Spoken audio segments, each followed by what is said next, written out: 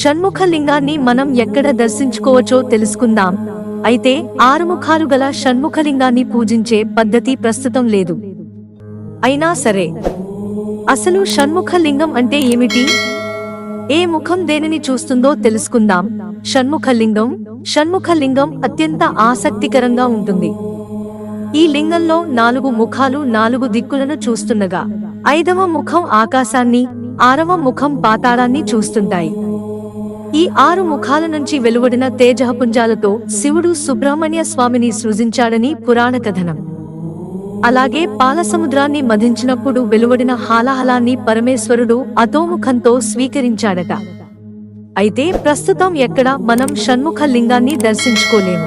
ఇక ఎవరెవరు ఏ లింగాన్ని పూజిస్తే ఫలితం ఉంటుందన్న విషయాన్ని కూడా మన పురాణాలు పేర్కొన్నాయి. బ్రహ్మవేత్తలు రసలింగాన్ని, క్షత్రియులు బాణలింగాన్ని, వ్యాపారస్తులు స్వర్ణలింగాన్ని, ఇతరులు శిలాలింగాన్ని పూజించాలి. వితంతువులు స్ఫటికలింగాన్ని లేక రసలింగాన్ని అర్చిస్తే మంచిది. ఈ స్ఫటికలింగాన్ని అందరూ పూజించవచ్చు.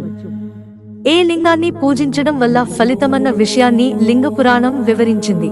మిత్రులారా, ఛానల్ సబ్స్క్రైబ్ చేసుకోవడం మర్చిపోకండి. ధన్యవాదాలు.